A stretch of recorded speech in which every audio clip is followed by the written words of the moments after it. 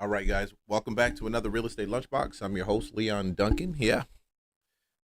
Real estate broker, investor, agent, been in the business probably about 18, 19 years. I love what I do. Real Estate Lunchbox is just for you, man. So I got a bunch of good topics, guys, for us to cover today. Please, if you're watching this on replay or even live, just like, subscribe, and follow, okay? Share it with someone. Shoot. You're always open to buy a coffee through one of our super chats. And if you're looking for some real estate deals, man, we got our Georgia foreclosure. No, not foreclosure, off-market property list. We release that every Friday. This is just a combination of properties that we've pulled off and we put together. Typically, people are trying to sell them. They're not listed on MLS. We pass them out to people that we know. Always looking for great buyers. So, let's get into this. Let's get into this today. I'm not going to take too long on this because it's a lot of interesting things that are happening. First, if you're in Georgia, let's do this. Let's do the Georgia. If you're in Georgia, Georgia has this new thing coming out right now, which is property. They're going to be doing some type of property tax reduction or cap on property taxes. So we saw it already. They voted on it. Right now, I think the governor, who is Brian Kemp here in Georgia, he should have already signed off on it. But it's a good thing. It's a good thing. Very good thing. Very good thing. Congratulations. Well done. Because the property taxes here have been going crazy, insane. No lie. Going insane. When I say going insane, I really mean going insane. It's like it's really been growing. See, the more your house appreciates, you got to realize at the same time, you're going to have higher taxes with that appreciation. And that's what we see in Georgia at this time. So all the great numbers that shot up, now we got the taxes that are going to follow. And I don't think that would be a problem if the tax bill, if the insurance wasn't going up at the same time or becoming non-existent. So I think Brian Kemp is doing a great job as governor. He's coming up. I think he may not actually, I think he's going to run for re-election again, but doing a great job. Georgia has a surplus. I tell people, if you're going to buy property, buy in Georgia, buy in Atlanta, even with the influx of institutional lenders that buy and own property in the market. Georgia still is a great place to buy. I think the numbers are still low. I think the opportunity for appreciation is still high. I prefer being out of the city. I prefer being outside of the city, outside of 285. But it's still proven to be a good market. And more importantly, with Georgia, the markets around Georgia, excellent. Macon, Columbus, these are places you can get some cheap deals. Put some renters in there. You got blue collar renters. So Georgia, they're hearing the need for property tax decreases in caps. And I just think Brian Kemp is doing a great job when it comes to this. Well, a tax fight is erupting under the Gold Dome with billions of dollars and your property tax bill hanging in the balance. Today, the Georgia Senate passed its version of property tax relief, setting up a high-stakes showdown with the Georgia House. Atlanta News First reporter Abby Kostouris is live for us at the state capitol, where that divide was loud and clear today. Abby, what did this vote tell you about what's coming next? Well, it comes down to this. Lawmakers in the Republican-led House and the Republican-led Senate, they both agree that property taxes are a problem for Georgia families, but they're miles apart on a plan to fix that problem. Tension from the start. So let me slow this down because I've got another video where we We're going to actually begin at the State House with Deidre Dukes, who's monitoring a situation there. Deidre. they've actually signed off on it already and taken it to the governor. Boy, we got the 2026 midterms right around the corner with huge consequences here in our own state on both the Senate and the gubernatorial level. Now some Republicans in both the State House there are advocating for a reduction in property taxes, something that a lot of counties have been grappling with, and a lot of people, a lot of property owners are unhappy with because they feel that property taxes just keep going higher. So we're talking about some proposals where they're going to eliminate the state income tax, and now you have state lawmakers talking about doing the same thing, but on the property tax level. And I don't know why they can't do it in Georgia. In Florida, you don't have state income tax. And one of the best feelings that I ever had is when I worked in Georgia in Florida on a corporate side for a security company, ADT. I was doing sales for them and went to being a district manager for them. And I think the best feeling in the world is when you don't have state taxes. It just changes the way your check looks different. Right. Talk of capping the property tax, and also we're hearing some talk bills that could be passed that would also move to eliminate ultimately the property tax here in Georgia. Democrats and Republicans saying they want the same thing. They say they want to help Georgians keep more money in their pockets, but in some respects, oftentimes they have differing ideas as to how to go about that. Well, Senate Republicans, one thing that they voted to do today, and this was a bipartisan vote, is pass a bill that would in fact cap property taxes, set limits on property taxes. And so that was Senate Bill 382, and it passed by a bipartisan vote of 31-19. The Republican-backed bill would make a statewide property tax caps mandatory, and it did generate some debate there on the Senate floor today. Some Democrats expressing concerns about the legislation, concerned about its long-term impact on tax revenue for local governments that would be impacted. Now, we also talked to Republican Senator Chuck Hufstetler. He is sponsoring. Hey, if you're watching this in replay or if you're just jumping in live, please like, subscribe, follow. Got any questions? Definitely you're welcome to chat. Just hit the chat bubble. We'll talk about it. The legislation, and it would require annual limits on rising home values statewide and stop local governments from opting out. Here's what he had to say. This would just restore it to where the homeowner property only is limited to the rate of inflation on increases as long as you stay in your home. All the other property is still unchecked, and if they want to, they can always raise the millage rate. So what he's basically proposing is that these tax caps be only for your primary residence, which I think is awesome. I mean, they already give if you own a property in Georgia, you can always get a discount, or it's somewhere between 15 to 20% on your taxes already. It's called a homestead exemption. I tell people when they close on a house within that first year, I say 6 months, just depending on when you do it. Find out when the county records taxes, when those new tax bills come out for your particular county, and file for your homestead exemption. I don't know any other states that have it. I'm pretty sure other states have something probably similar. If you know of one in your state, leave a comment. I'm not familiar with a bunch of other states outside of Florida, but these homestead exemptions help. Now they're talking about, let's put a cap on what the counties can assess as far as in taxes in a percentage amount. And I think that's a fabulous idea. Now, we also did talk to Democratic Senate leaders, some have expressed concerns. For instance, we talked to Augusta Minority Leader Harold Jones, Senate Minority Leader. His district voted to opt out of the homestead exemption in 2025, and he said that he wonders, again, how these local governments would make up that lost tax revenue. How do you, that's what gets me about some of these politicians.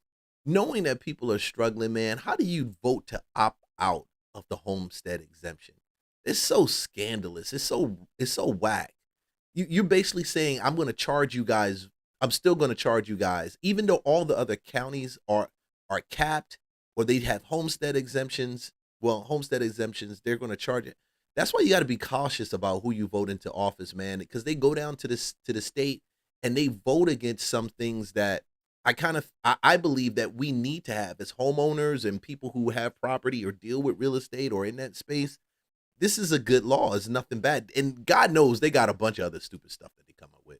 If this cap is set in place, here's what he had to say. It would be very difficult for some people to go back home and say, look, I know we had this big debate over this issue, and I know we went back and forth and the voters went and voted on it, but now I unilaterally have determined that we're going to change that. So He unilaterally determined that he's going to change it, even though all the other congressmen down at the Hill is in Georgia voted for this. You vote against it, and you said that even though we voted for it, we're still going to try to change it. I don't see. I keep saying, and I know, man, this is not the stage, and I'm not trying to go off on this too much, but you vote people like him into office, and those people they look like you. You think they have your best interest in mind, but he doesn't think about the mom who has a single family home or town home or even a condo, may have one child. That tax bill hitting once a year. I mean, dude, that could be the difference between I'm late on my tax bill and I got interest to pay. All these things are important. And I hate it. Why does it always have to, we argue about racism, we argue about being biased and all this different stuff, and then you jumping in and there's people that look like us doing this. Because I know Augusta is primarily black. Even though Augusta has the Masters, if you don't know, Augusta is the part of Georgia, that city, they do the Masters. They do the Masters once a year. Beautiful. People come from all over.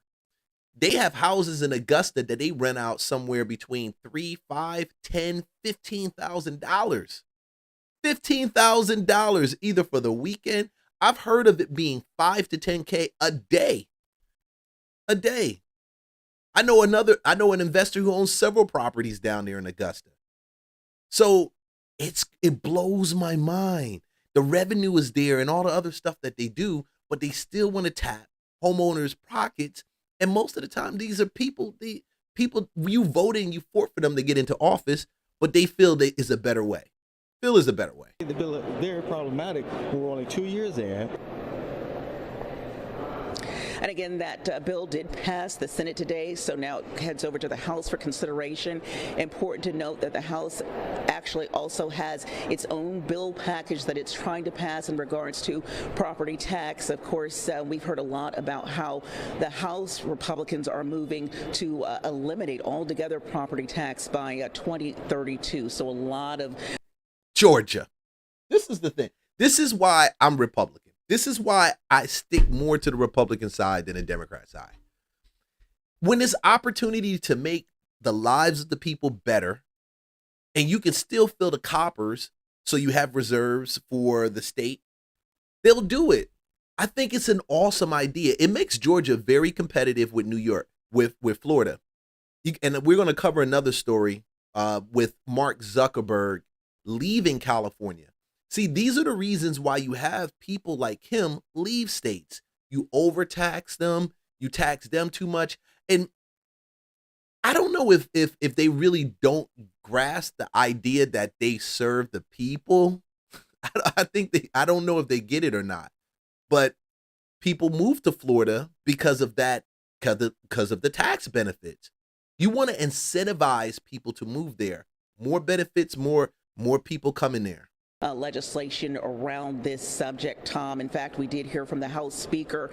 He issued a written statement earlier today saying Georgia Republicans are united in our dedication to deliver real, meaningful property tax relief to homeowners across our state. The House remains committed to not only capping increases in assessments, but eliminating homestead property taxes entirely for Georgia's families.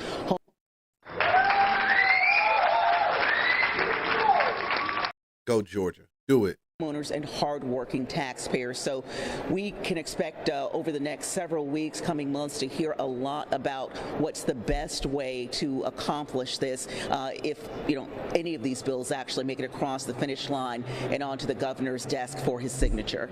Yeah, it seems at this point anyway, Deidre, to be a bit of a free-for-all for these counties who act unilaterally, raising millage rates, property taxes, and in some cases, it's forcing homeowners out of their homes because they can no longer afford the taxation that goes along with home ownership. That paired with high interest rates, and you have a situation where housing becomes unaffordable.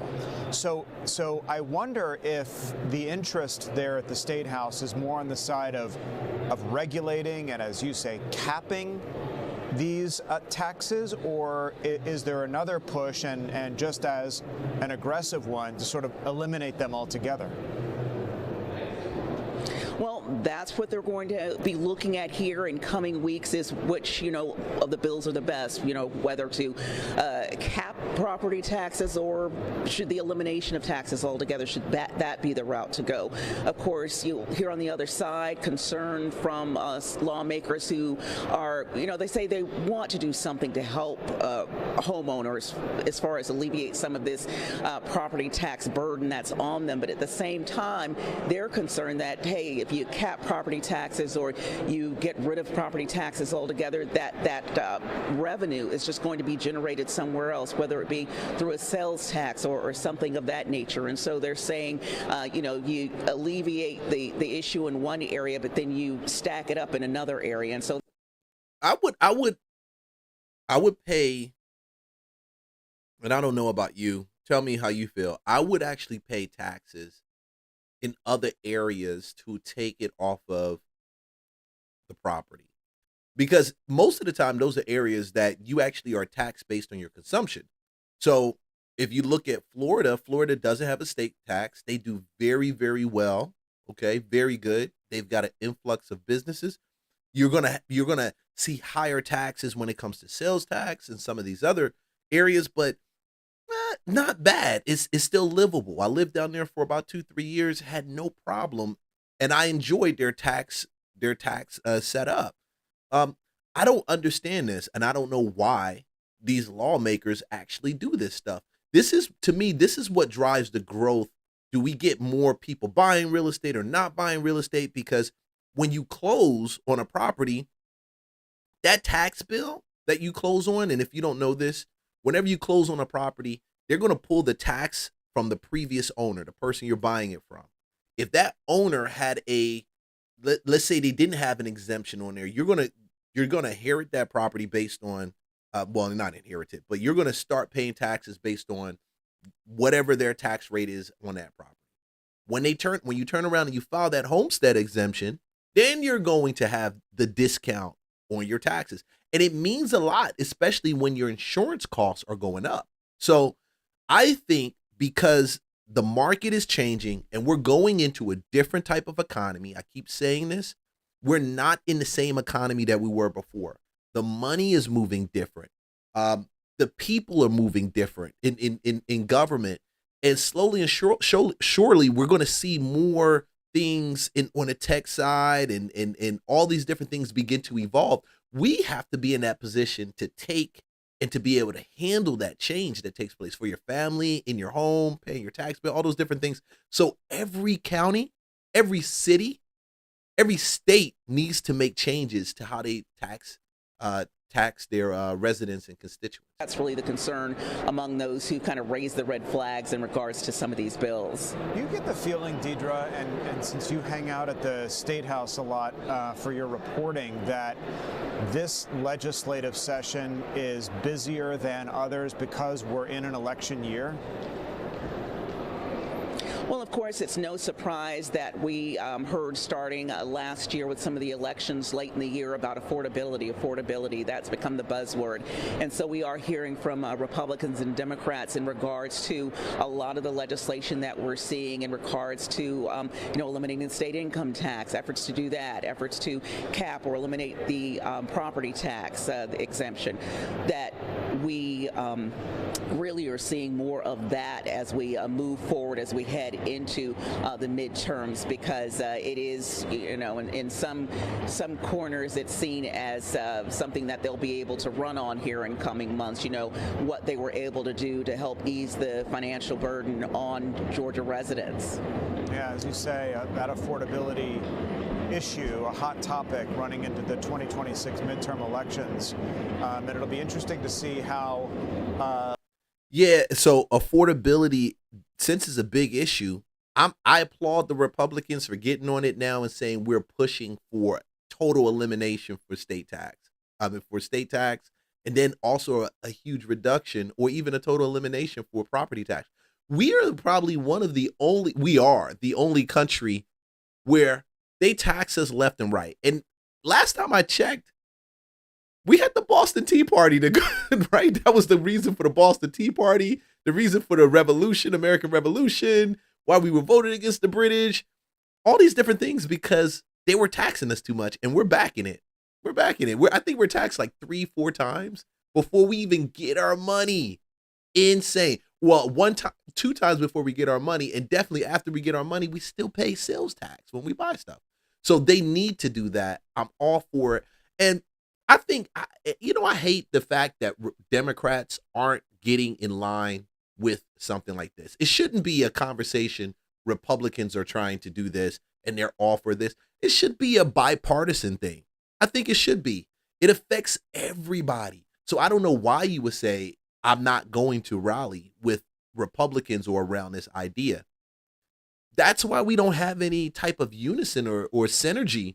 That's why it's always infighting and arguing between Republicans and Democrats. That's why people and people don't never get anything done. Like the American people never get a chance to see the benefits of their labor because there's always this infighting. Nobody can say this is a good idea. Let's all get behind it. They're always nitpicking. Oh, what about this? Oh, what about that? How are we going to get the money for there? And then they disguise it as being taking care of the people. Who paid you for that? Who paid you for that? I don't know, man. You tell me how you feel about it. Leave a comment below. We'll talk some more about that. Let's go to California and talk about what's going on with Mark Zuckerberg and this switch up. Hold on one second. My computer's about to die. I'm going to grab my cord real quick. I'll be right back.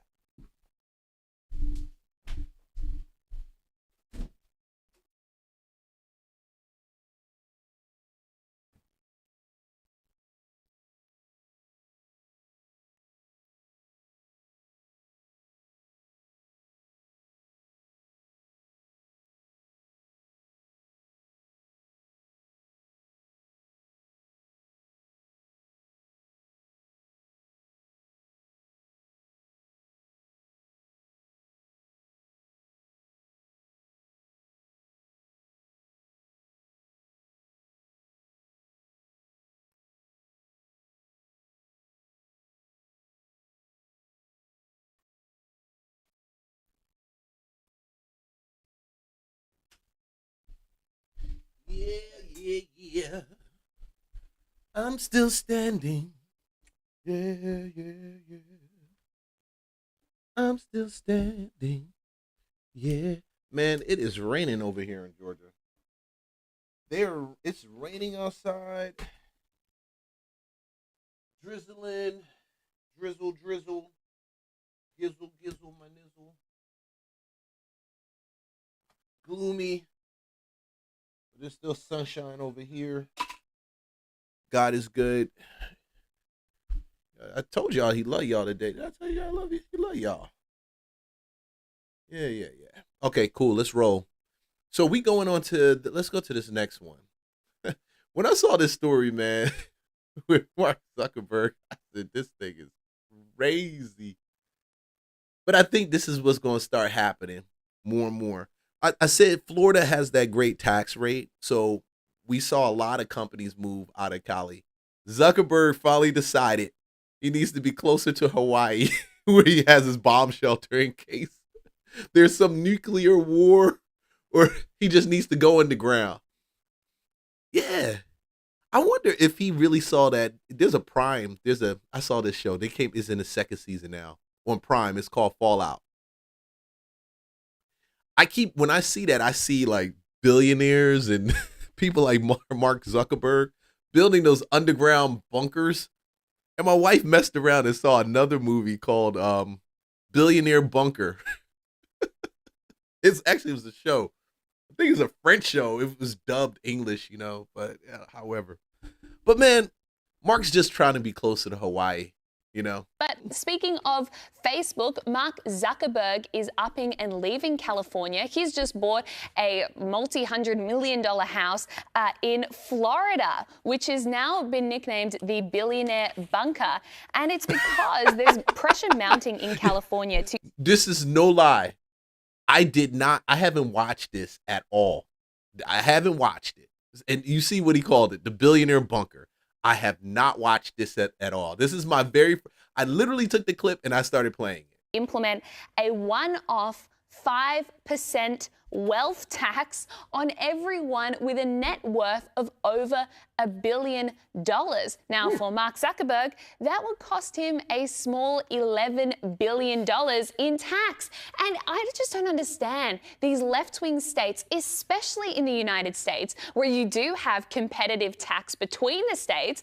California is simply just going to lose all of Silicon Valley, lose all of their wealthy people that pay the lion's share of the state's income tax. This is going to backfire massively. I just love the irony here that Zuckerberg is a Democrat-supporting person who just doesn't want to live under Democrat policy. So he's up and moving. Though he did come and kiss the ring with Trump after he did. the election and as they all that have. sort of stuff. You know, there does come a point, no matter how left-wing you are, that you're always going to back the horse named self-interest. And we were going to do it last night. We didn't get to it, but there was a story floating around yesterday, sort of along these lines, where because the Super Bowl was played in California this year, what California does in terms of their income taxes is they don't just levy you on the money you've made in the state.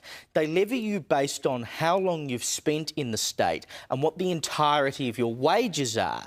So players who rocked up to the Super Bowl and spent the week there, in one example it was 7 days a player had spent there, they had to pay tax not on the 187 grand that they received for playing at the Super Bowl, but on the money they had earned through the entire year. And there are players who played in the Super Bowl and won the Super Bowl on Monday who have to pay more in tax to the Californian government than they earned from winning the Super Bowl. That's insane. They're going to tax you on how much money you made that year? 7 days? See, we wonder why these athletes now go broke, bro. Like I don't understand how California still has some of these professional teams like this. I don't understand that. These guys can't be making money on these professional teams in California because their tax bills are freaking crazy. I wouldn't live in Cali and if I was playing sports. I wouldn't even go. They would literally. I would tell them I'm not playing in California. It doesn't make sense. You end up at the end of the day paying more in taxes than you paid for all the other places that you played in. The weather ain't that good, bro. It just really ain't. Doesn't tell you how insane this taxation policy is. Nothing will. Oh, shoot. Speaking of... Hold on. Ooh, let me see. Let's go back. The 187 grand that they received for playing at the Super Bowl, but on the money they had earned through the entire year. And there are players who played in the Super Bowl and won the Super Bowl on Monday who have to pay more in tax to the Californian government than they earned from winning the Super Bowl.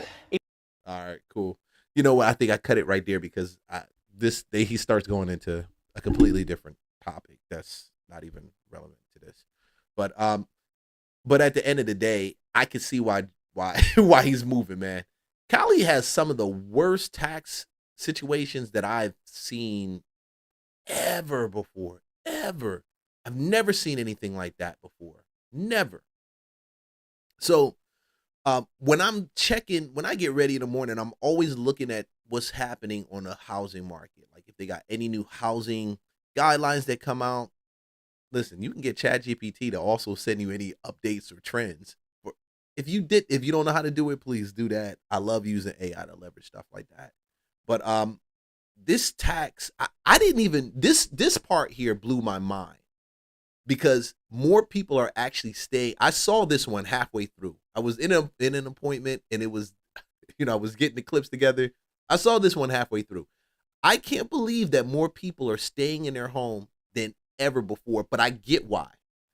Until these rates actually come down to what they were before, which I think they're never going to go back to that. If you really think that, if you're waiting to buy a place and you're anticipating the rates going back to being at 3 or 4% like they were before, it is done, bro. It is done. Like that was a run, and that run is completely over. Completely done. It's nothing I can see right now in the next 20, 30 years that would actually have us drop back down.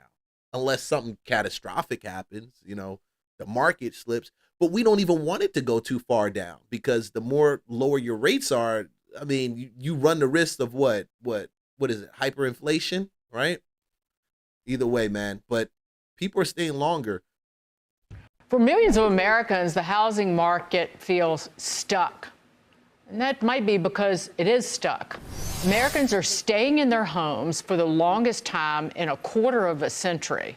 That means that people are not upgrading, not downsizing, or even relocating or moving. And it's not because of nostalgia, it's because of simple math. Millions of homeowners are not eager to trade their 2% and 3% mortgages for a 6% and 7% mortgage. Also, in pricey coastal and northeast metro areas, it's worse. Ownership tenure is pushing into the double digits. Check that out. Maine, well, that's Massachusetts, 13 years. Connecticut, 13. Cali, 11. I know Cali's 11.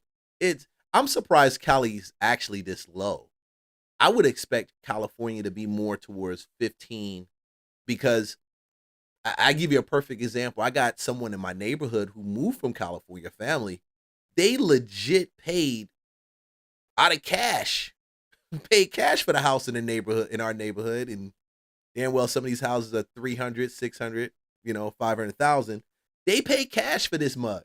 They pay cash for their house off of a two or three room bungalow in Cali. I mean, no. They have no lawn. Now you got a big giant lawn. The house literally was less than 1,100 square feet, probably 12. They went from not even 12, I think he said, between 1,000 to 1,100. And now they're sitting at a 4,000 square foot house, probably a little bit bigger. Just sold their house in Cali and just did that.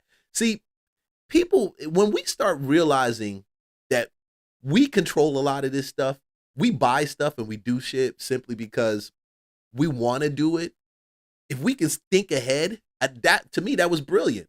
He was brilliant. Now, I don't like the guy, okay, because he's an ass, but he still made a brilliant move right there. A brilliant move. Switch coats. Take your money, your equity, and leave with it. What's that? Rhode Island, 11 years, 10 years. Washington, Jersey, 10 years. Oof. Jersey, come on, bro. Keeping buyers on the sidelines. Anybody got a bright spot? I just bought in South Carolina. Well, I don't want your personal anecdote. It's wonderful. People I'm sold. doing great. Yeah, and guess what? I have a bright the housing spot for market you. is softening up down there. Yeah. Okay, I think that's the bright spot. And I think when you talk about New York, California, even Connecticut, I live in Connecticut as well. There's all sorts of reasons why people aren't bailing on a 2% mortgage. If they got what they've gotten, they're paying pretty high taxes. It's hard to really move those houses. Who wants to move to New York City? Really but let me throw this data point out there. I don't think you mentioned this, and this is from Realtor.com. For the first time since 2020, the share of U.S. homeowners with mortgage rates of 6% or higher exceeds those with rates below 3%. Right. So I'm not saying that's We're good. If you got getting a 6% mortgage, you're not happy. But what that says something about the market. It means people aren't holding, like 6% mortgage isn't something you hold on to with dear life. You're willing to do something with that. Yeah, really. If we compared this to what it was like before Obama's time, going back to Clinton and earlier, I know my parents were paying mortgage rates close to 14, in some cases 18%. That's why I say we're spoiled right now. We really don't see what they went through before us. Now, granted, they had massive appreciation. I think the house I grew up in Philly, my pop bought it for like $25K. Now, him and mom get divorced. She get it. She sell it. Damn. But that same freaking house is worth about $425K in Southwest Philadelphia. Could have easily paid it off. Could have kept it as a rental. Could have stayed in the family as an asset. Just didn't exercise the wisdom to actually bring that to pass. So when I look at what we have now, when I see people, buyers, any of them I deal with, and you're talking about a 6.5%, I'm like, take that shit and run. I had a client out of Tennessee, ended up with a 5.4%. I think it's 5.4% on a second home, on a second property. I was like, damn, that's good, bro. That's freaking good. No, let me take that back. It was 6.25, but that's still good. We're seeing 6.25 on primary residence. He's a 6.25 on a second home. Still good. So when you talk about rates, don't look at it as if this thing is, you're just stuck in it. Honestly, I still believe if you can take advantage of the rates right now, take advantage of it. Because damn, just like gold is going up, just like silver is going up, Bitcoin explode and then drop down. Oh God, Bitcoin. Woo! Bitcoin, bro. Bitcoin need to stop doing this shit, bro. It really need to. But just like all of these other assets are appreciating, hard assets are going to appreciate. That's what Kiyosaki spoke about in Rich Dad Poor Dad. That's what he spoke about in Fake Money. We've seen it and we know it. That's what people were buying for. These things are going to they're going to shoot through the roof. So I feel like if you can get it at a good rate, get it at a good rate. Just make sure you can afford it, you can maintain it, because it's never about what you cop. It's always about what you keep, no matter how you run with your situation. But roughly, that's good. All right, but I'm going to parry with you on that. But still, 80% of outstanding mortgages carry rates below 6%. 80%. So it's improving, but that's still the lock-in of interest rates.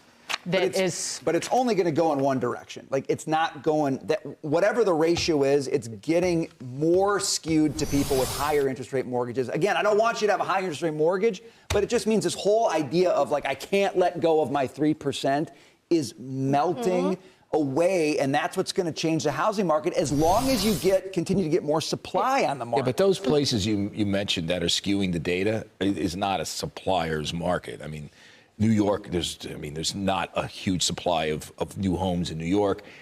And there's never going to be a huge supply of new homes unless you demo a building and you build brand new. But look at those rates, though.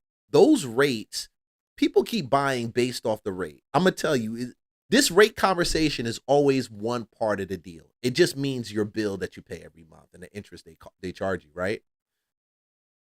I think equally, I won't exercise that rate unless I'm buying in an area where the appreciation is going to make it worth it. And there's still areas like that. Georgia and Atlanta, I know we've got pockets outside of the city and in the city that I would say buy at before you even turn around and buy some of these raggedy ass houses that they try to sell you closer to the airport or on the south side, some of these other places. Unless you're going for a real estate portfolio, unless you're trying to buy something for a real estate portfolio. Don't get it twisted. A lot of people love buying down there and living down there. But let's be for real. If I'm going to do a 6% and I know I'm going to possibly be staying there, you see already it's going up to 8 years average. Why not buy somewhere where it's going to appreciate at the same time? Why not? I believe that this is my personal opinion is that the market is going to shift so fast. It's already shifting as a buyer's market. But when the inventory starts pouring in, if you're ready and you're just sensitive to it, you're going to get a deal. You're going to get something. These owners, they don't want to hold these houses this long. They don't want to. I've seen them come and go off the market. I had one where we had 5 offers last year and it fell out. He said, man, I'm just going to turn it into a rental. And he turned it into a rental, got somebody for it immediately to rent the property. My logic is, dude, keep it. Or do an owner finance, buy here, pay here type of thing. Something creative that will allow you to cash flow a lot more. Do a pad split. Pad splits are good. I got a friend that in the real estate space, he's doing a pad split on properties. Good. So there's tons of ways to make money right now, and there's going to be more ways to do it. You just got to buy it right. Those days where people just buy everything anywhere, you guys got to stop that. I know, forget about New York. Okay. I mean, like, stop talking about New York City. How about Connecticut? No, not Connecticut either. Connecticut. How about California? About, like, Indiana. That's what I'm saying. There's a bifurcated market here, obviously, and it depends on where you are. I don't think it's all about letting the mortgage go, though. People love their low mortgage rate, but because of that low mortgage rate, especially, for example, if they got it during COVID, then they were really buying price-wise at the top of the market. Yeah. So if the market is softening and these folks are coming in trying to get a 6% mortgage and they're saying, well, I can't afford this house at 6% at the price that they're asking, and they're lowballing a little. I do see that here in New York City. The people who are really stuck on getting their price end up taking their place off the market. The people who are flexible, probably even willing to take a loss, need to move for a life event or whatever, they're the ones that end up selling. So I don't know how much that unlocks the market, because there are enough people that are going to say, I don't want to take a hit on this like that. Well, we're talking about, if people stay in these homes, you're talking about roughly a $38 trillion wealth transfer globally over the next decade. And there are many reasons why people sell.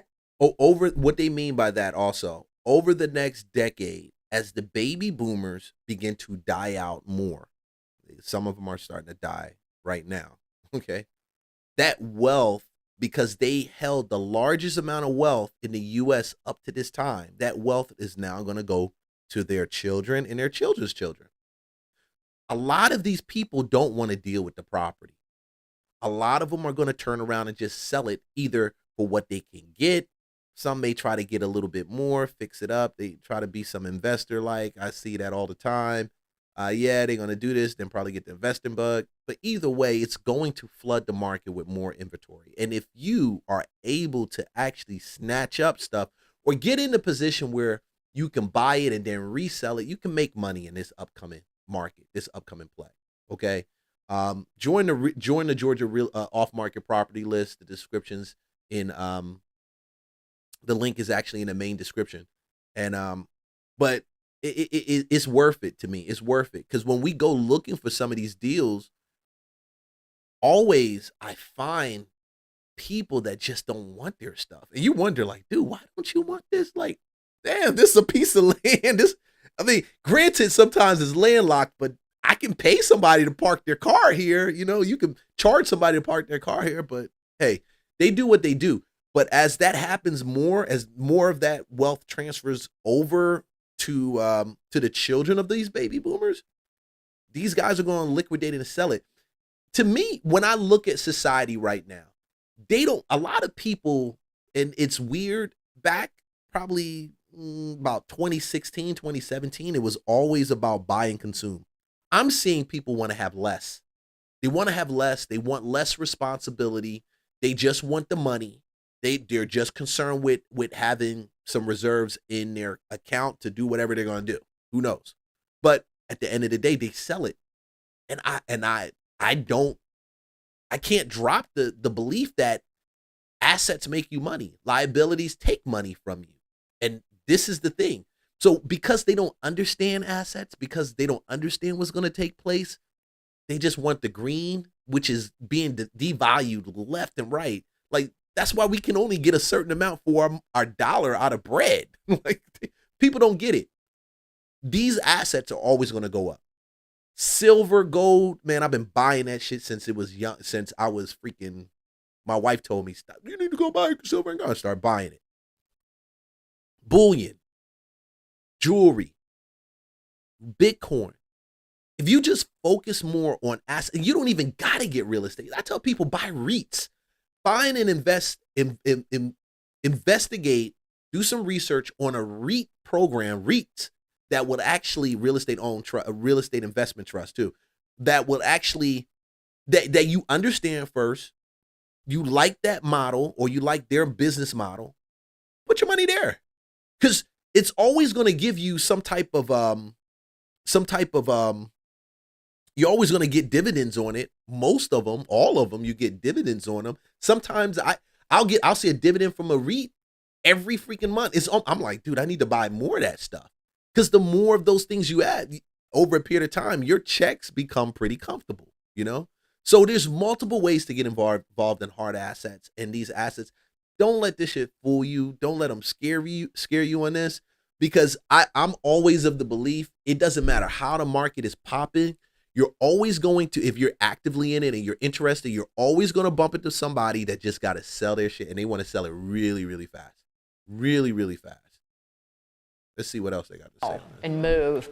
It's a death of a spouse. It is you need to move to assisted living facility. You have to relocate for a job. But one of the areas you mentioned Connecticut, New Haven, Connecticut, has one of the longest average ownerships among metro areas, 13.4 years. And Merced, California, the pizza, guaranteed. Really? Merced had the tenure rose the most from the prior year in Merced, California, 34% to 12 and a half years. Yeah, people love it. They love it so much they want to stay for over 10, 12 I can't imagine years people want to move into Oh New my Haven. gosh. Trust They me. want to go to Merced.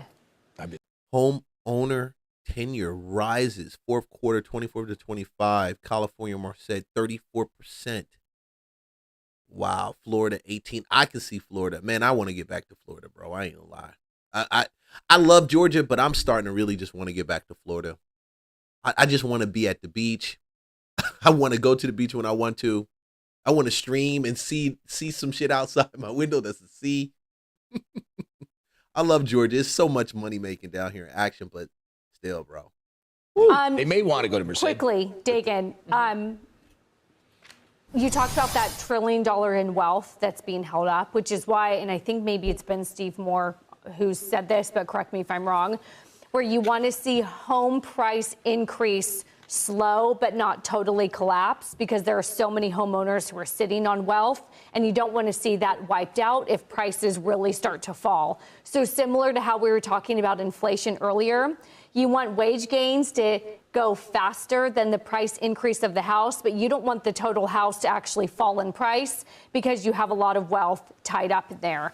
On a similar story, I'm wondering if people are selling, Dagan, you've talked a little bit about this, and I was one of them, who sell for other reasons, because home insurance is no longer affordable. Property taxes are going up, even though the value of the home is going down. The neighborhood is changing. And so you're willing to take a loss on a property because all of the extra peripheral issues are no longer affordable, even if the house still is at a 3% mortgage. DIVORCE. I know what that's Can get in here because Charlie. I was just going to say that, most people that are sitting on houses outside of New York and all these other places that skews the numbers are sitting on profits. So they're selling off their highs. They're not selling at a loss. Yeah. I mean, that's something you have to keep in mind. If you bought during COVID at the peak, I think it depends on the area. Maybe it depends on the area. There are some houses that people paid who were bought during COVID that even now is still high.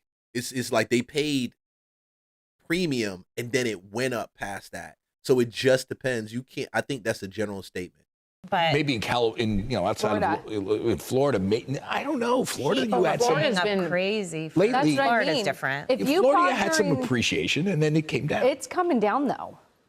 Yeah, look, housing prices do have to come down. The ratio between incomes and housing prices is so out of whack. Yes. The idea that prices aren't going to come down a little bit, they can still come down a bit for a lot of people and they'll make a very tidy profit. Agreed. But it's going to take forever even in a Trump economy, it's going to take forever for incomes to catch up to the starter home prices right now. It's absolutely insane. We need a little bit of relief on the rates. I think the president is right about that. There are hardly any starter homes.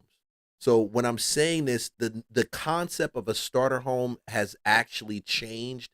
I remember when I first came to Georgia, a starter home, my mom bought a townhome as an investment, paid under $100,000 for it. That same townhome, dude, this thing ain't worth this much. $250,000, $300,000.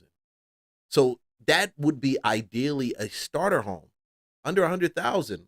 Husband and wife couple. I mean, me and my wife, we lived there when we first got married. Good place, cool. I said, Mom, I'll pay the rent. We here, boom. But it's completely different now. These starter homes, and if you can find a good starter home community, that's a different thing. That's another thing. Probably find some one-off resales. These builders aren't building them like they used to, They aren't, unless you're somewhere and you're in rural Georgia or rural wherever it is, and the land is super freaking cheap and they just want to sell it. They will do that. They'll sell it. They'll build that. They'll keep it really low. But when you get closer to the city where the money is, where people actually making dough or they're going to work somewhere or they're frequenting the city, we don't see them as much. Hardly any. Not saying that his calculation is 100% correct. But Short-term rates don't control the mortgage. No, I know. But just to put it out there, it looks like even with the numbers and the data that we have, that the Fed could cut potentially. It's not enough for this market, but 2 times this year. I think it would balance things, help balance a little, as long as the bond market doesn't Might go make crazy. it worse if the bond market if inflation comes back and 10-year sells off, then your mortgage rates are more expensive. So you got to be careful with that. I said if. Listen, Scott Bessent keeps trying to talk him out of the short-term rate and lowering the Fed funds rate. He said this, and he's go for the 15-year mortgage rate. Go for it. I'm gonna cut this off right now. Go for the 15-year mortgage rate if you can. If you can't go for a 15-year mortgage rate, understandable, but go for it if you really can. Really, really go for it. That's just my take on it, man. All right. Shoot. Yo, let's look at this story. So I got 3 stories. I got 4. I've got Corey Holcomb. Man, Corey Holcomb, bro. TMZ is giving Corey Holcomb hell.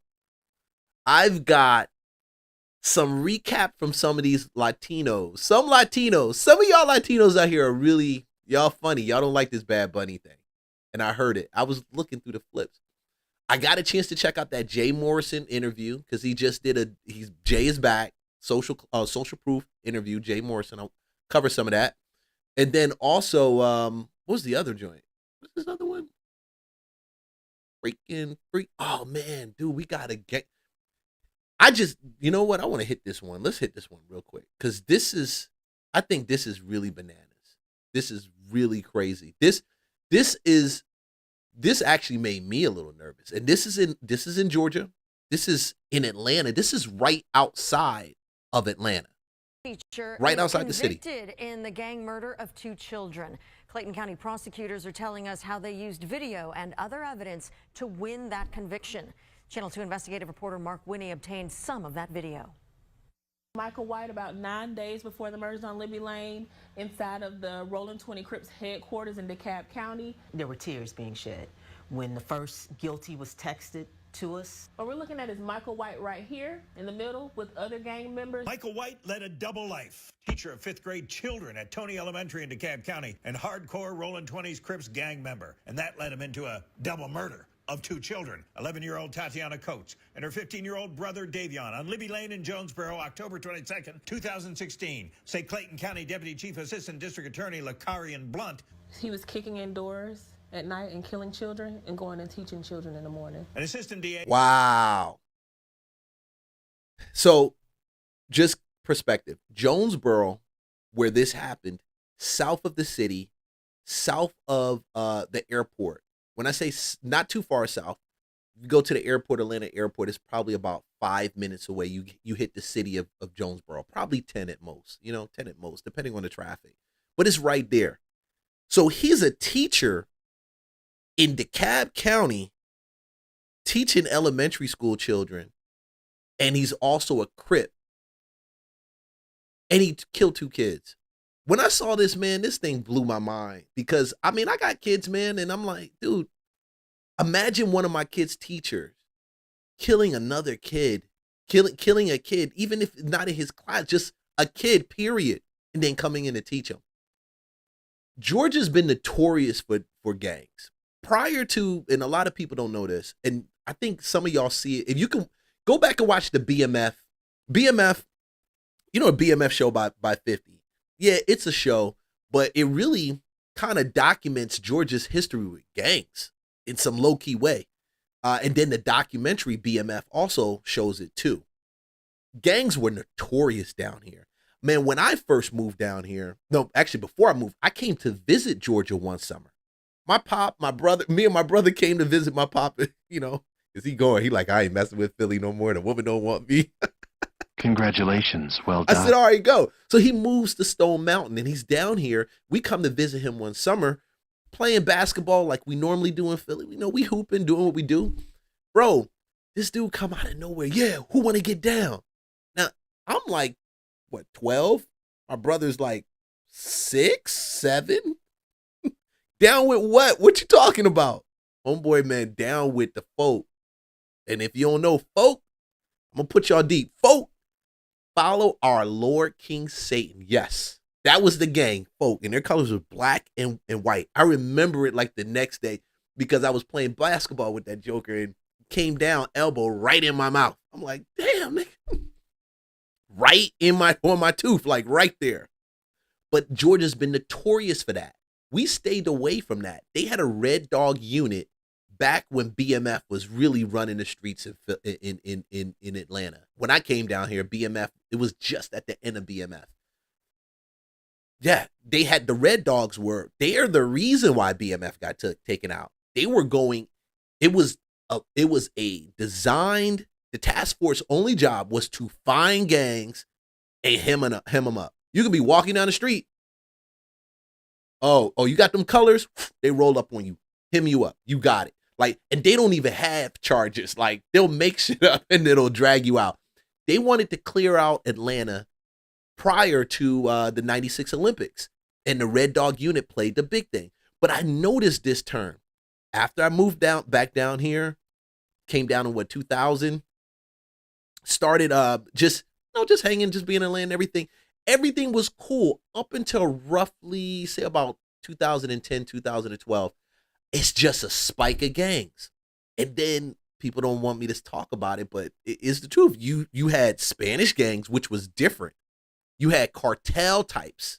Now you start seeing videos, which I saw before, of cartel guys chopping up bodies in South Georgia. Y'all think I'm crazy. I'm going to play this video. I'm going to play it. These jokers coming out of the freaking house.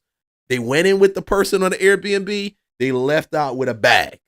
Okay? And the person never came out. So you had a lot of this crazy shit that started happening more. And this, to me, is just one part. These gangs in Georgia stay really, really low key. They don't even get in the city. They'll be like out in the burbs. Like way, way out in the burbs. And then they'll come in the city, do damage, and then leave out.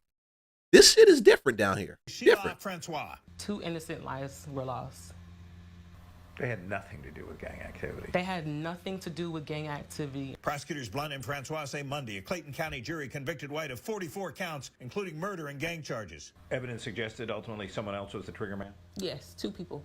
But he's just as guilty under the law. Just as guilty. Party to a crime. Once he kicked in that door and ran in that house with a shotgun in his hand, he's guilty as every last other person in that house. Ms. Blunt says Tatiana and Davion's mom had taken in another family out of the goodness of her heart, but a teen in the family she took in was a Rolling 20s Crip and had stolen guns from the gangs to Cab County headquarters. And that's what brought White and other gang members to the house where the 2 children were shot to death. Prosecutor Blunt says, wow. Man, imagine that you taking a family and you trying to do something good. And you find out that the people that you took in had gang ties, and he do that. I mean, I would be crushed, bro. I would really be crushed, man. I'm like, dude, I try to do a good thing, and you know, it leads me to say this. This is a real thing. I think because I had something like this happen, not to me, ain't no roll in my house, but the concept of doing a good thing. We have to be careful nowadays when we do good, that God actually tells us that to do it. And people don't, and I know it seems crazy. There's some people that you don't need to do stuff for. You really don't. You need to let them go and just figure out life on their own. Like you need to, even though you want to do something good for them, buy them a coffee, give them a gift card to Starbucks or something, give them a gift card to Publix. But you have to really, really nowadays check your spirit. Check the vibe, see the energy, look them in the eye, try to see if you really want to do whatever you're going to do for them. Because some people don't really need it. They got to go through some of that. And it's hard for me to say, even as somebody who wants to do and likes doing good things for Christians, and people that's not, just random people. But your random kindness now can put you in a position that God never intended you to be in. Like he didn't want that to happen. That's not God. That's Satan. He comes to kill, steal, and destroy. God's the one who comes to give life and give it more abundantly. But we ignore that completely. We think everybody we're supposed to do some good stuff for. Dude, everybody doesn't need us to rescue them. God is here to rescue them, and he'll use people like this, but you got to be selective. Send them to a church. Set up to a church. I found my very first place that I rented in college. I found it for my church. Then because I found that place, I met my wife, you know? And that's what happened. It's just walking in those steps. You don't need to be God. Use videos and photos showing White with other gang members to establish White's gang membership for the jury, along with a gang roster with White's handwritten name on it. And she and Ms. Francois used witness testimony in the resemblance between a sketch of one of the home invaders and White to put White in the house, though the defense disputed it. We had 2 co-defendants come and testify. His lead attorney, Bruce Harvey, said by phone Michael White had successfully embarked on his teaching career after playing college football. Harvey said this case is a tragedy in many respects, but at the trial, the emotion of the situation outran the evidence the state presented. He said several witnesses testified to help themselves, and the defense team will continue to fight the sufficiency of the evidence and what he believes to be an unjustified conviction. Chris Sperry told us he's a prosecutor in Fulton County now, but handled the original Michael White indictment in Clayton County. May take several years, but if you are gangbanging in Georgia, the state of Georgia is going to hold you accountable. Clayton County DA Tasha Mosley credits Clayton County Police with a great investigation, but says society is losing the gang war. We've got to change as society and understand that the fight is not when they're in high school or heck, even in middle school. The fight begins the day that they're born. Mark Winnie, Channel 2 Action News. And that's one of the biggest things, man. Georgia's notorious for it, and it's just, I think this is the thing that's actually coming back in Georgia. There's a lot of shit that's coming back. This is probably one of the biggest ones that's coming back in Georgia. Ooh. Yo. Let's go. Let's do this. Gotta do this with Corey Holcomb. I got to get this Corey Holcomb piece out. See, I'm gonna tell you, I got a couple videos, because if you're not aware, let's start from the beginning. If you're not aware, okay, let's talk about, first we got to talk about Corey Holcomb's language, just how he is as a person. So I'm gonna give you backstory. Corey gets into an altercation with Anton Daniels. Anton's on his show. I did a video on it. Go check it out. Corey afterwards goes ham on Anton Daniels' children. Anton is nothing but a YouTuber, 1 million+ people following him, subscribe to his channel. Corey Holcomb, I think his podcast, he's got probably about 450,000 people. Probably got less now. Who knows? Because there was also an interview that was dropped, okay? And in that interview, Corey Holcomb is actually punching this other female comedian, and it's clear as day. Jokers went ahead and actually put an arrow. This is Corey. This is her. And what's the worst part about it? Like, I did a video on it. It's all, no voice, nothing like that. Yeah, what's up, Danny? Good golden day to you too, sir. Good day. Thanks for dropping in too. Corey, you know, he does this whole thing, and at the end of the day, what killed Corey was TMZ. TMZ dropped the video. Then TMZ interviewed the female comedian. Then Corey started to lose work. Now, I'm going to tell you what I feel about this. I feel if you go ahead and you did what Corey did to Anton Daniels, this is kind of the result. When you take somebody and you drag their wife and their daughter through something, and they're not even public figures, they're not on YouTube talking like I'm here talking. They just want to be in the booth in the back, let their dad do what he does, and that's it. But you drag them into this whole conversation. I knew something was coming. When this man said, when Anton Daniels said, I don't play fair. When he said, I don't fight the same way. I knew what he was talking about.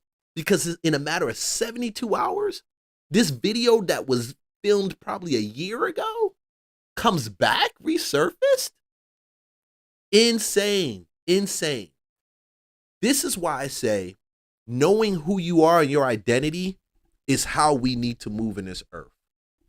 Honestly, because there's been a lot of Christian stuff and people talk about God going to vindicate me, all of that great stuff. The difference between the Christians now and Jesus, those people there, they knew who they were. What? They were about to kill Jesus. And remember, they was going to throw him over the edge. And Jesus said, why are you trying to kill me? You know, is it for my good works? He said, no, because you the Son of Man. claim to be God. He said, but I am God. The scripture says, ye are God, Psalm 82:6. You are sons of the Most High God, but you should die as men. You got to watch who you deal with, man. Just watch. Was this a joke or was this the truth? You holding somebody's head to the window? I Because would never hold a girl head to the window So that unless was a she joke. had it coming. So are you saying, Mr. Newton? This is the thing. This is it. This is why I had to talk about this. I wouldn't hold it unless she had it come. You have never had to physically discipline a woman. Never. No. Because I'm going to tell you, in my situation, you can't. Somebody would have came out and said, Cam has physically abused me. You got to get a sister that beat bitches up. You got to get you a girl on deck that you say, hey, this bitch got her hands, so she go handle them. Because, Cam, do you know nice guys really finish last in this Western world? Oh, for sure. But this is the thing that, and I don't want to be misquoted. I don't want to be banned, right? Because even though I can create and curate any question that I want to, there's still a platform that has to agree with what we're talking about here. I don't find it humorous to talk about disciplining a female or even a male where it takes physical force, right? So for me, I'm not calling it fake or whatever. Like, if my father always told me, if she Woo. Man, yeah. Then this. While I'm, it was worse. Now, he goes on Cam Newton's show, and I got some other clips on that, and he displays all of that craziness, and he's talking the left side of his mouth, and he's talking about how he handled. I got some other clips with him talking about, I handled him like this. Oh, man, listen, before I even get to that, let's do this one right here. I thought this clip was probably one of the most banana ones. It don't take much for me to be straight. I got a fast car, and I got access to a lot of girls in poverty. So I'm winning. Bro, homeboy said he got access to a lot of girls in pop. If this is not stalker mentality, I don't know what is. I don't know what is. So when you get on a platform and you start arguing with somebody who built their platform off of one saying that they're Christian, that they believe in God, that they have conservative values, that they've got kids, that they got a wife and all this stuff, and you go to fight the dude, I'm telling you, man, it's got to be God. I tell people, it's got this stuff. I told my wife, I said, you can't beat this. 72 hours after he threatens this dude's wife and kids, I'm going to tell you, you're going to see more of what happens. Yeah, he goes on Cam Newton, and he talks this smack.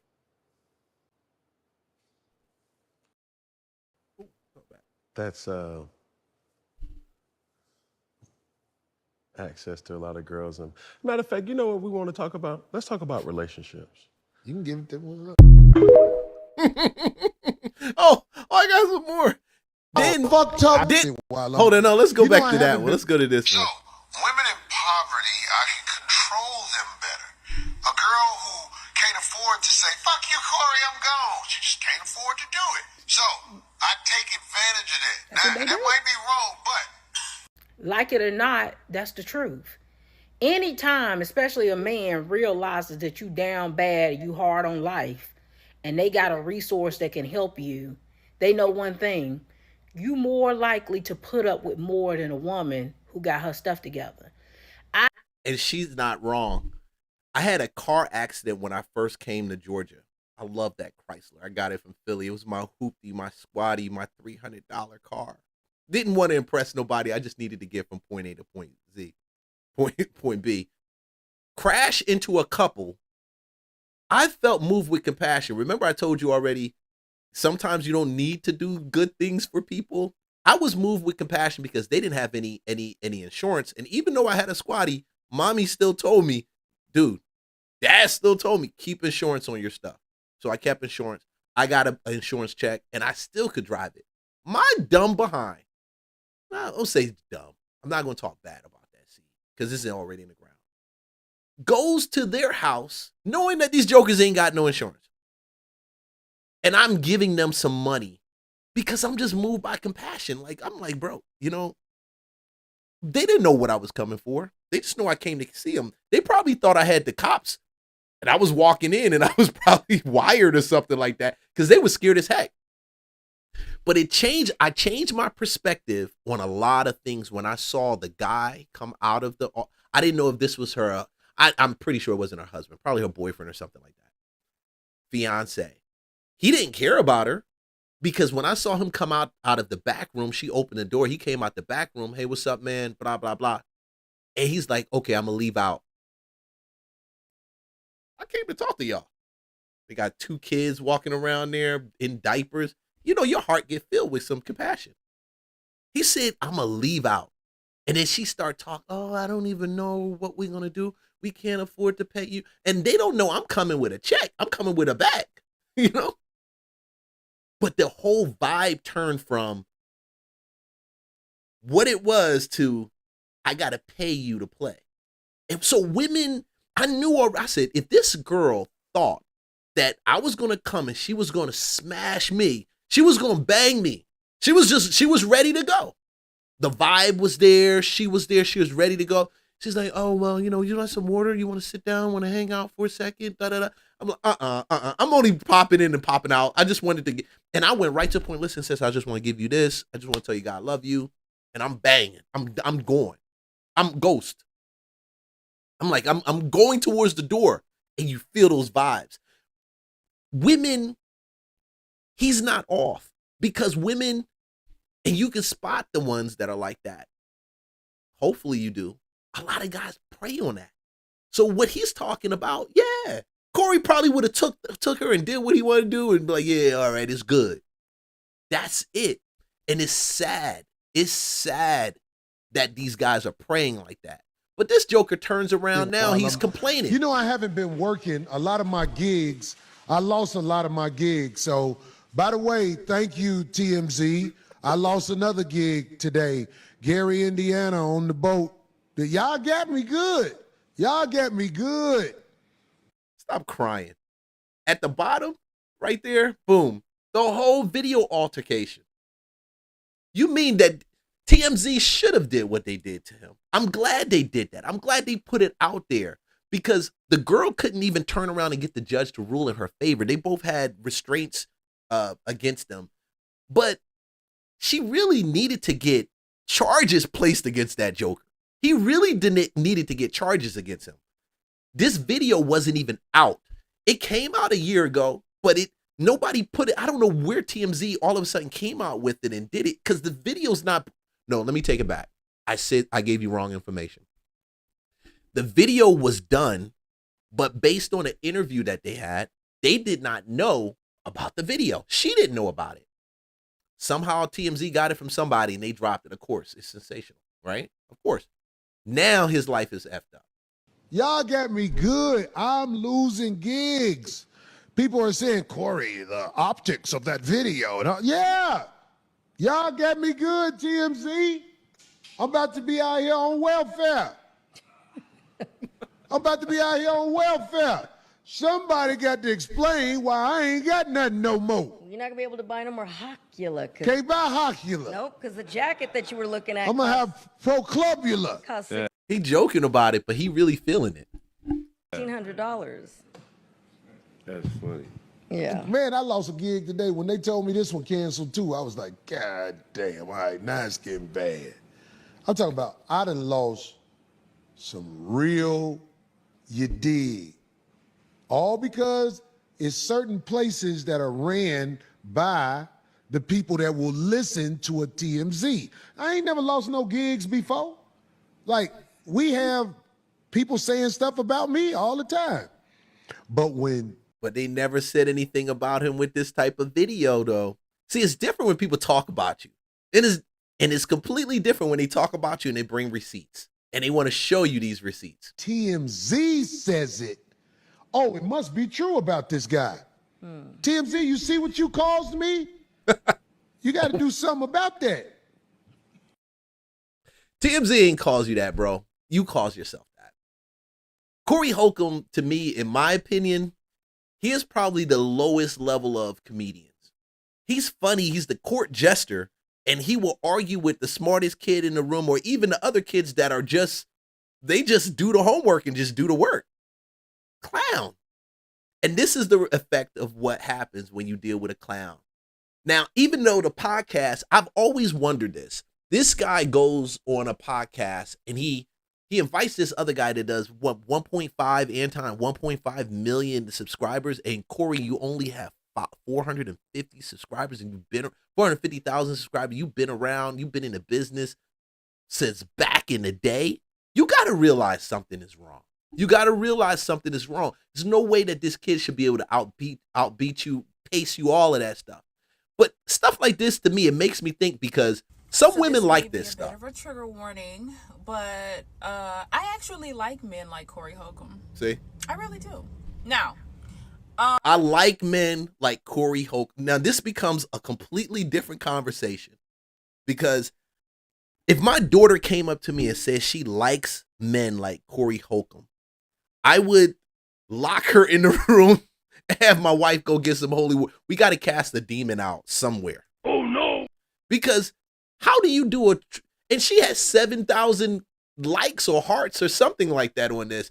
But dude, how do you do that? How do you like men like Corey Holcomb? I'm going to give you the benefit of a doubt, because I only heard part of her argument. I'll get into that in a minute. I've been watching a lot of different takes on Corey Holcomb these last couple of days, and I'm like, y'all are missing the bigger picture here. But I'll get into that in a second. For those of you who don't know who Corey Holcomb is, he is a comedian from back in the day. I used to watch him on either Comic View or Def Comedy Jam, or both. I can't remember. And every black, pretty much most, if not all black prominent, very well-known comedians at some point in time was on Def Comedy Jam and Comic View. Steve Harvey, Dave Chappelle, Martin, like anybody you could think of. They either come from Def Comedy Jam, or they got their start or whatever in Comic View. I was born in the 80s. I grew up in the 90s, so I was watching him from the 90s all the way into like the 2000s, early 2000s, whenever the reruns would come on and stuff like that. Young. Reminds me of what KRS One said. These young girls look good, but their brains aren't ready. And I always liked Corey Holcomb as a comedian. Now, to me, he was funny, but he was an asshole comedian. That was his comedy style. Everybody has their style. His like catch thing or catchphrase, or that's not the right word. His brand was asshole comedian from my perspective, right? When I couldn't remember his name, I would say that one asshole comedian, and people would know who I was talking about. Oh, you talking about Corey Holcomb? Oh, yeah. So I actually liked his comedy style. I always thought he was pretty funny. But what Corey Holcomb was back then was a very bitter pill for women to swallow. Just my own opinion. Because he would say stuff, and I would be like, ouch. You know what? I think he's correct. He would say things, I would look around in real life and watch men, and I'm like, I think a lot of men think like this.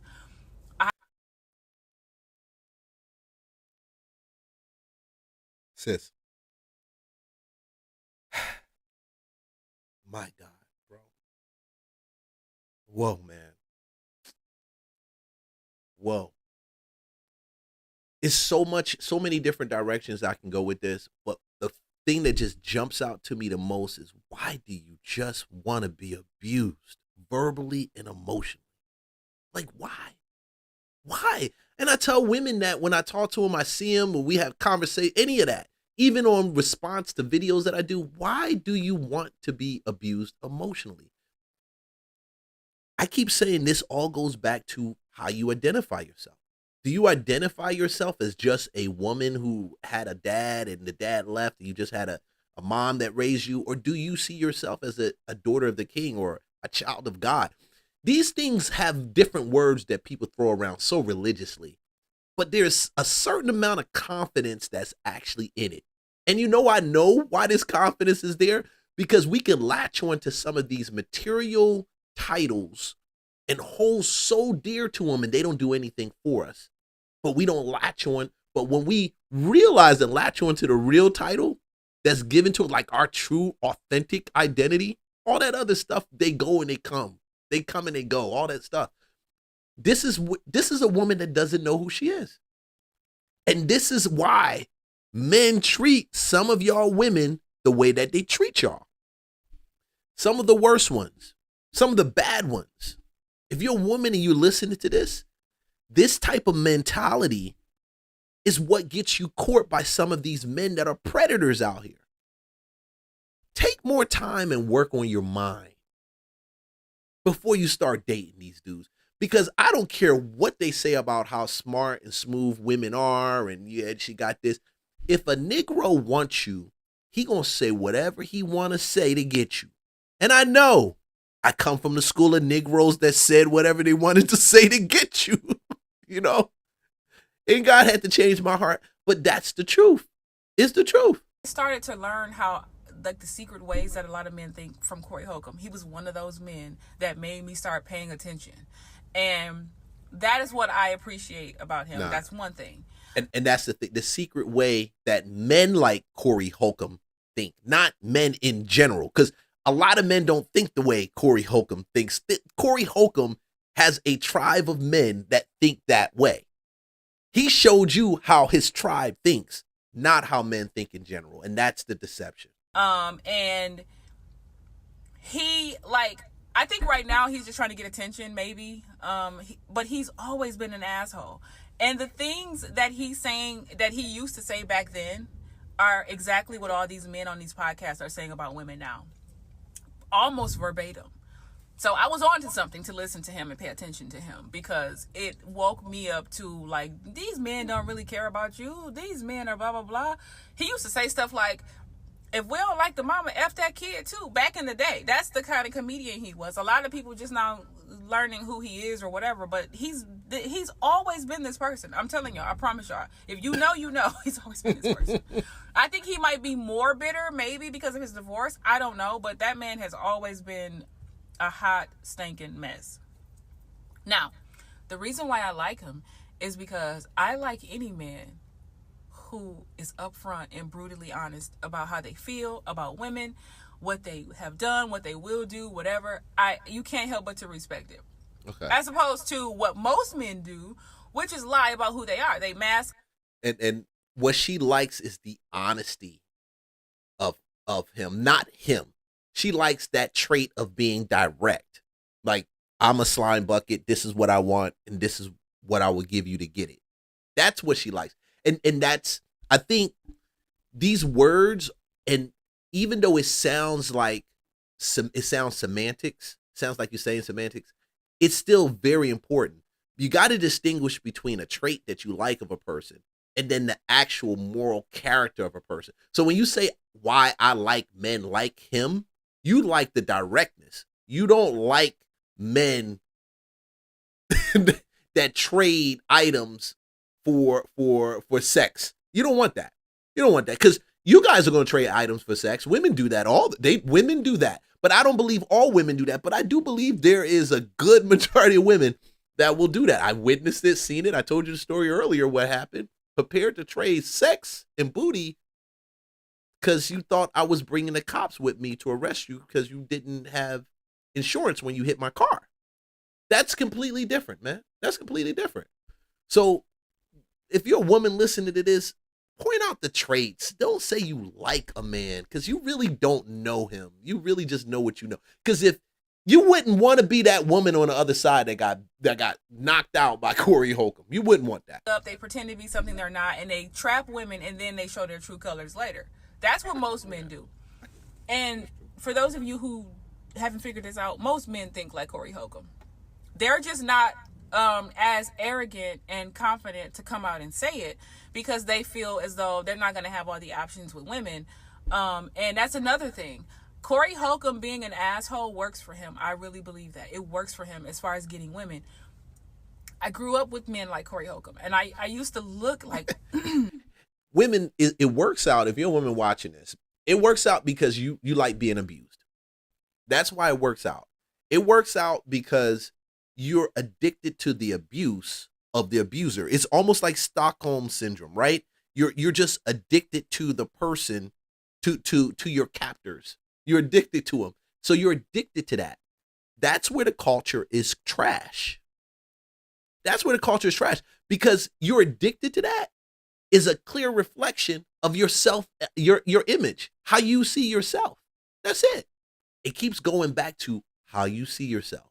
And women just have a bad job. Not all women. See, I don't generalize it, because I realize there's some really good women out there.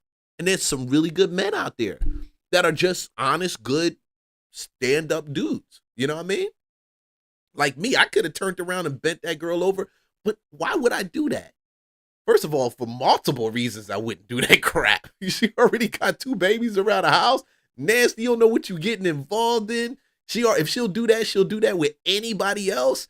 And dog, I just came to drop off a bag, and I fear God. I love God. God love me. Why would I do that? So don't say that all men are like that. Just like I won't say that all women are like that. They always had women. And I used to be like, what do these women, like, what do I see in him? Like, I just don't get it. So you either have money, and it's not that I think he's hideous, because I've seen hideous, but he's not like fine or nothing either. But all you got to do is be somewhat decent and have some money and be an asshole. It's very hard for a lot of people to probably imagine that he got women, but I bet you Corey Holcomb got some women. And there are certain types of women, like toxic women, boy mom type women, like not mothers of sons. That's two different things. But boy moms, women who like drama, women with low self-esteem, women who need male validation. Those are the types of women that would go for Corey Holcomb. And also, there are women who will look at him like a project. They'll be like, oh, he just needs to be loved. Oh, he just haven't met me yet. Or he hasn't met the right woman yet. Or I have the magical cooch, right? There are women out there like that. And those are the only types of women that he would attract. He would never attract a woman like me, and many women who are logical thinkers. He would never have a shot. But it works for him. And keep in mind, most men, especially in the black community, most men think like Corey Holcomb. No. They're just not confident to say it out loud. No. Most men don't. There's a tribe. I've always said there's a tribe of men. You have men in tribes. Just like earlier days, you had men that ran in certain tribes. You have men in certain tribes. And certain tribes were known for certain things. You got tribes, men that are just tech guys. They just do tech. You got the ones that are just nerds. You consider them the nerd, right? The tech guy, the nerd guy. Then you got the ones that are just jocks. And now you could probably get a little bit of that in the jock portion, but not all, because I know a lot of jocks who just want to have a good family and a good wife. That's it. Not all of them are out here abusing or crashing their car into their wives or their lover's car. And the Falcons need to do something about their player too. They not. And if y'all women think that, then you will always be in that place. This is just like going to the store. You got to figure out what you're about to buy. Like, you got a bunch of variety. And, there's different breeds of us out here, bro. Not all of us the same. Shoot. What's this one? Ooh, okay, boom. Let me get into this, because if I go too far, I might not do the other 2 stories. Because I know after a point in time, I'm like, okay, good. I'm wrapping it up. Okay.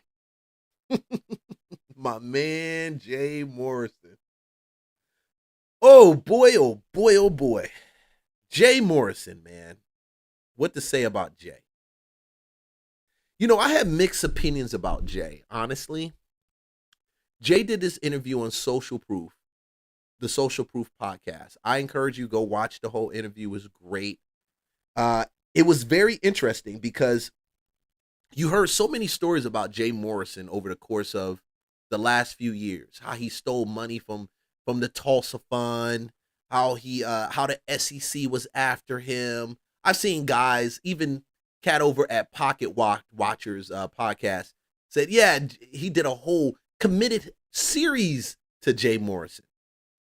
I can't commit to digging out somebody that that much. I just can't. This is probably my third time talking about Corey Holcomb. Because it's just hilarious to me, the way of just the mentality of the dude. And I didn't even do all the videos that I put for Corey. I cut that short. Jay Morrison, this podcast interview showed me so much about his character, bro. He's not a bad guy. He probably has this flaw of wanting to help too much and thinking that you're a little too smart. And that goes into being arrogant. It's like the arrogance of the heart to help, wanting to help, but you're too arrogant to know that you probably don't even need to be doing this. So I pulled a couple clips from this, and we'll talk about it. And I'm going to tell you how I feel. And if you don't know who Jay Morrison is an investor in real estate. He came from New York, had that background of going to prison, I think, for just some minor offense. It wasn't anything crazy. He ain't no criminal. It was minor offense. But he came out, became a loan officer. Then after that, started, became a mouthpiece. Then got investing in real estate, stopped being an agent, skilled, moved from New York down here to Atlanta. I know we share a couple friends in common, okay, down to Atlanta. After this thing happened with Tulsa, the Tulsa Fund being accused in the SEC and the FBI going through your books, oh, dude, he took a break and we haven't heard from him for the last 4 to 5 years. No interviews, nothing like that. But he's back. And I think it's cool to hear him talk because he covers a couple points and I can literally see the maturity in him and I can understand why he had the experience he had, Stop this nonsense that every venture you do has to be successful or is going to be successful. That's not business, bro. Yeah. When I see all the things that happen to people who go after something big, and I'm like, dang, I wouldn't do that because I might have took an L. You feel me? And then I don't know how to deal with me telling people this is going to happen, then something else happened that I just wasn't prepared for. So that kind of stuff makes me play a little smaller, if I'm being honest. And I think there's some people watching this saying, ooh, it's safer to play small. Bro, you have a responsibility, honestly. Your platform's too big, all of us. Stop this nonsense that every venture you do has to be successful. Let's hit this other one also. They were saying that you bought your home. Now, hold on, let's go back to his venture statement. Stop this nonsense I want to talk that about every this venture you do has to be successful or is going to be successful. That's down to his last $3,000. Okay, let's go back. Had to fire everybody, including look at the stock market. Just look at. There's so many companies that we can name that were started and raised hundreds of millions, even billion. Lehman Brothers, $1 billion company, went under. The book Principles by Ray Dalio, one of the largest hedge funds in the world, called Bridgewater Hedge Fund. In the 80s, he was down to his last. Get that book. I downloaded that book by Ray Dalio. Good investing book. $3,000. Had to fire everybody, including his partner. Had to borrow money from his dad.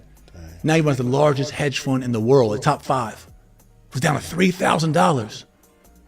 Like in our community, in this Atlanta entrepreneur community and extended abroad, we have this, we're given this false allure that every business is going to be a successful business and that every endeavor is going to be, right? That's not real business when you step out into the real business world. People are trying this invention, trying this patent, trying this prescription, trying this medical. People are trying things, failing forward, continuing to raise capital. That's why I said not cutting our capital raise off was the worst thing in the world for us. Because why these other companies are succeeding is that they have more capital to keep reinvesting into their idea. So before he even gets into capital reinvesting, what he's saying is true, and I don't hear enough people talk about it because the image is presented that you win. The only time you see people in our black community come out and sport and just front and just like they solved the code or they got the combination right, and just like at a slot machine, the money comes out. But they never tell you how many times they put money into the slot and pulled the lever and it didn't happen. They did. They tell you that. I mean, I've been in that before. I've went into deals where everything looked great on paper. Everything looked great. It was supposed to work.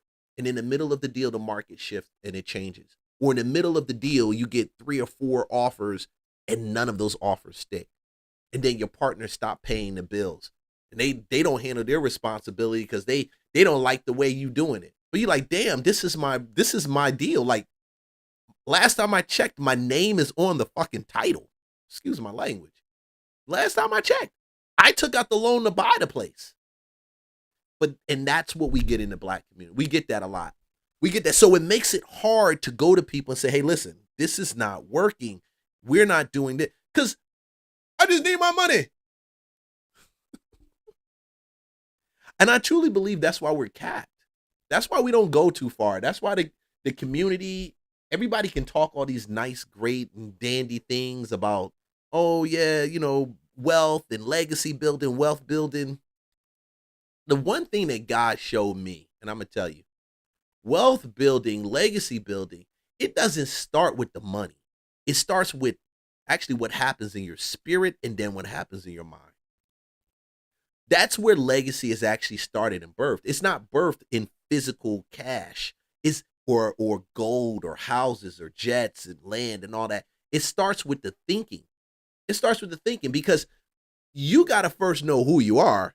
You got to know who got your back, and you got to step out and walk in it a couple times, experience it, and then you're able to come back and dial back and say, okay, this is how God moves. This is how this thing happens, and we can do this. But we don't take and we only see what's coming down the line as far as in profit that we're going to make. We don't see the trial that goes to get there. I've seen guys kill businesses before it even, just at the point of it getting rough. Well, I can't do this no more. Like, it doesn't seem like it's working. It's draining my money. That's the issue with our community. That's one of the issues that he's covering is true. If you don't have enough capital to be able to go through the reps, you got the idea, just because you put together a marketing plan, or just because you said, I'm going to attack it, or I'm going to market it this way, that marketing plan may need to be changed 4, 5, 6 times before it actually becomes anything effective. To me, it's just like doing thumbnails and doing shows or doing skits when you do a podcast. Same thing. If you look at the history of this channel, doesn't look like it did when it started. The podcast, the thumbnails have changed. The topics have changed. My way of presenting have changed. But it's taken time for me to pivot to that point. But if you don't have the cash, you can't pivot. And most people give up fast. They give up when the least a bit of pressure is applied to them. They don't have anything to pull out the bag. They don't know who they are. The bag doesn't come from the people that you have in your corner, or even the money that's in there. It starts from knowing that you have the ability to do it. You're confident in that ability to do it, and you can execute and make it happen. And people think that's really, it seems so light, and it's so, I guess it would be one of those type of skills. It's not a hard skill, it's a soft skill, right? That's what but it's the hardest, it's the most powerful soft skill you can even have. To me, it's the reason why some of the hard skills even get done, is because you believe in yourself and you're able to weather the storm. But if you don't have the bread, you don't have the packing, the backing to do it, it is too many businesses go to the grave fast. As they tweak all the things they weren't prepared for. Yeah, for sure. Because in business, especially in businesses where you're innovating a new industry, there's gonna be what you don't know. Yeah. So now you can prepare for the legal costs. Like literally, bro, in legal costs, over $1 million in legal costs. Like 1 million of the 12.5 million has been spent on legal. And they were doing $1 million, raising $1 million a month over at the Tulsa Fund. Tulsa Fund, before the FBI and the SEC got involved with them, they were doing $1 million in raising a month. You had Nelly in there. You had all Ludacris. You got what's the dude? All My Life, Grinding All My Life. Yeah, I forgot his name escaping. But you had all of these people. Leave a comment with his name. You see how much I be listening to rap music a lot. I kind of like purge my spirit of some of that, bro. But all these people were involved in it. All these people. That means 1 month of raising, he had to use that to fight off the charges. Now, you want to ask, who did this dude fight off? I'm going to give you all the backstory. Tony the Closer. When I saw Tony the Closer dragging this dude through the mud, I was like, damn. And I started to believe what he was saying. I said, maybe this dude did what he claiming he did. Go watch the podcast, because in the middle of it, I didn't even know Tony the Closer had issues. He got a warrant in South Carolina. Jay got a lien against his property. Jay got a lien against his bank account. All of these things from people. See, Tony is one of the loudest ones in this real estate space when it comes to content. One of the loudest ones. But I peeped his game when Tasha K took him out. Tasha K just kind of played his card. I go back to it again. You got to know who you are, man. So, but you don't anticipate that. Like, so, you know what I mean? So, but my point I just want to say is not even about me. I just want everybody to be encouraged, man. Like, yo, be responsible, have a strong business plan. Don't be scared to raise capital. This is why other communities are running circles around us, bro. They raising capital. They're failing forward. They're going to get more capital and failing forward again and getting some more capital and then figuring it out. And then boom, now they're overnight success. But how many failures they take? They were saying that you bought your home with money from Tulsa Real Estate. Yes. That's I true. did not, no. Oh, you did not. I'm just saying yes to affirm your question. Gotcha. Please don't clickbait me on that one. Like, I see you did it. Absolutely. No, I bought my home from Treff in a strategic creative deal to give Treff some land rights to do a big development. Yeah. Right? So there was 5 acres of land for sale and an additional 27 acres for sale adjacent together, 32 acres. Yeah. And one had a home on it. At the time, I'd already sold my home. I'd already cashed out, right, our home in Alpharetta.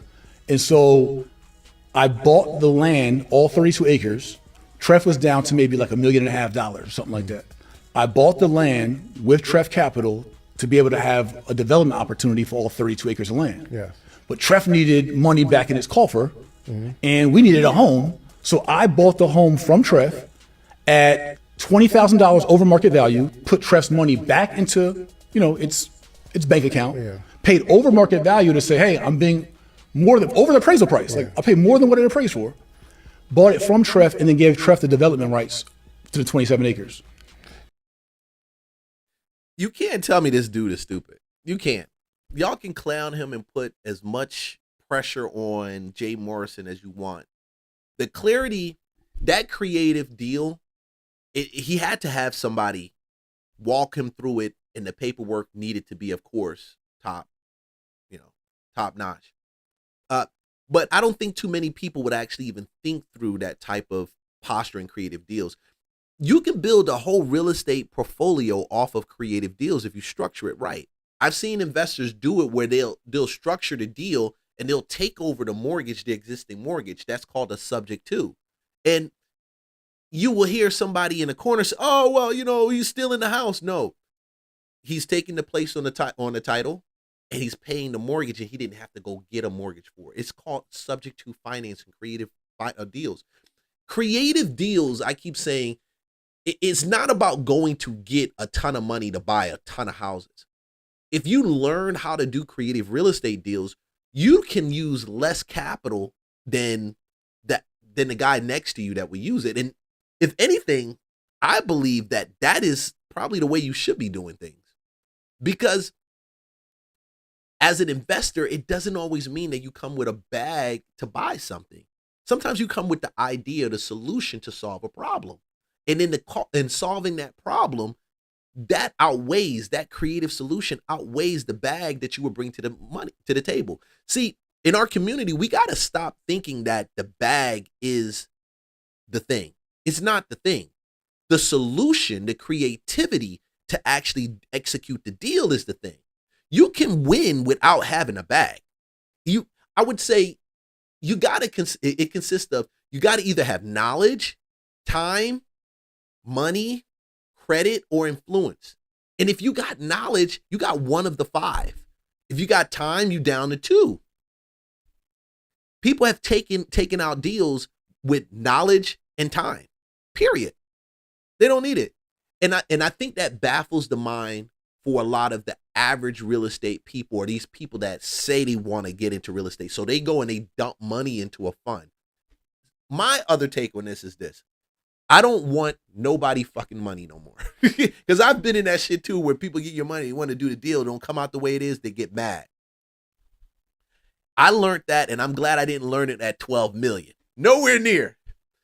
Because when you don't take people's money and you find a way to get the deal done without their money, you use your own money, there is a sense of control and ownership that you have on that. All liability falls on you, which is great, but all the reward falls on you also too. We got to get in the habit of realizing that we don't need these people's money to do shit. All we need is creative ideas and concepts to make it work, and then the work to put it in and to do it. That's it. That's all he's really saying. Got it. So Trev bought 32 acres. Yes. And after you sold your home, you took your cash and you bought 5 acres with the house on it. 27. From 27 acres with the house on it. Okay, you bought the 27 acres from Trev at a premium, above market value. Yes. Where Trev owns the rest of the 5 acres. Correct. And now you can develop on the 5 acres. From And Trev the money. 27. How's it on the 27 too? Because I just already given up the development rights. Like, I'm not going to buy it. I did it to try to be overly fair, to say, hey, I'm not interested in buying this land to develop it for myself. To fight Goliath, for group economics, I'll give up my land rights for fair compensation as we develop it. Yeah. I'll give up my land rights to pair with this 5 acres Trev owns to do a development for the fund. Got it.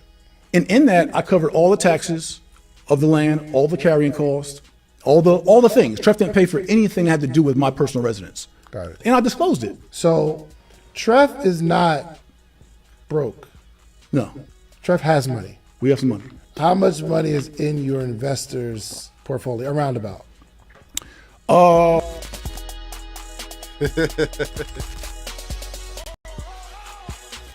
Let's see this part. Accusations about how much money you paid yourself from the fund. It was just too much money. For sure.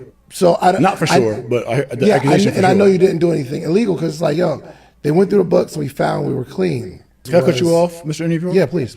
An average of $300,000 a year. Okay. Over the last 7 years. That's how much I got paid. You, Ernestine, gets.